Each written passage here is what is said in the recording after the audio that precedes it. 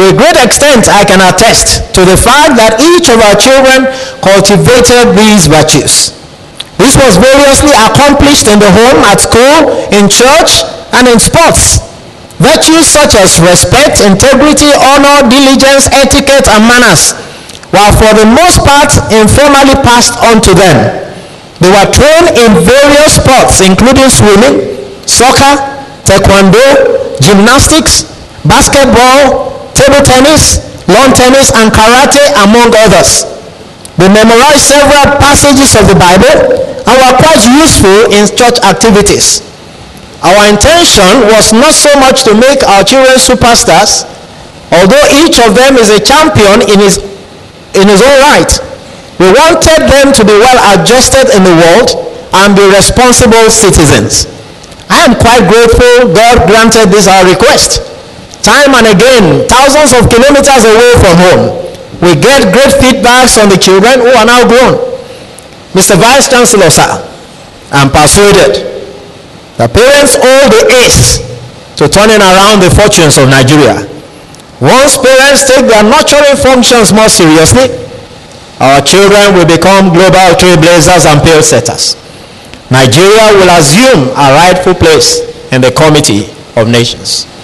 My contribution to knowledge. In 1984, I investigated the personality typology of extraversion as correlate of career choice among staffers of University of Ife, now Obafemi Awolowo University. Findings emanating from the study confirmed preference of person-oriented activities by extroverts and task-oriented activities by introverts. Onyealu and Odeleye 1989 contended that there is a strong relationship between personality type and career choice. We recommended that employment officers should make increasing use of personality tests and vocational inventories to ascertain the preferred activities and hidden talents of prospective workers as a way of maximizing productivity and job satisfaction. Mr. Vice Chancellor, sir, I have paid my dues in professional counseling, where I belong to the first generation of guidance counselors in Federal Unity Schools. I had the privilege of being one of the coordinators of the Gifted Education Program of Federal Ministry of Education from 1988 to 1990. I proceeded for my PhD program in 1996 at my alma mater, Obafemi Awolowo University. My research was centered on undergraduate clothing behavior. My recommendation for students' dress codes has since been adopted by several Nigerian universities, starting with the University of Lagos, University of Ibadan, and Obafemi Awolowo University. For years now, Lee City University, Ibadan, has also adopted my recommendation. Answering parental concerns with their teenagers and young adults dressing with pierced ears and noses, dirty jeans, skimpy dresses, spaghetti straps, and other weird dress styles, I agree with other researchers that fashion statements by adolescents are only part of the growth process into adulthood. So parents and guardians, you do not need to be alarmed by such a social behavior.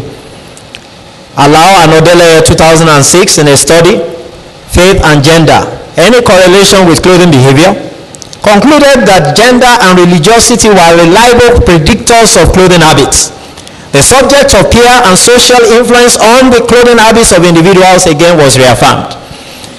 In 2008, I investigated the relationship between the variables of locus of control and personality stability and clothing behavior of young people. I further ascertained that clothing behavior is an extension of personality.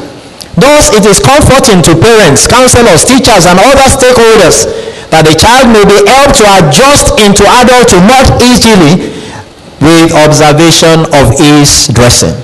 Still on clothing behavior, Ojo and Odeleye 2008, examining clothing habits and sexual behavior contemporarily of adolescents in southwestern Nigeria, posited that there is a relationship between sexual behavior and clothing habits. This accentuates the thesis that provocative dressers may be actually seductive. This makes dress codes imperative in schools. Mr. Vice Chancellor, sir, I and one of my doctoral students presented a landmark paper which has become a reference point for work on Nigeria's educational future. We posited that a combination of public-private partnerships and return to the golden era of 1955 to 1964 might help to reposition Nigeria for a better future. As a follow-up, in 2009, I contributed a chapter in Professor Bello Imam's 7-point agenda titled Repositioning Nigeria's Education for Relevance in the 21st Century. I submitted that education remains one of the fundamental factors of development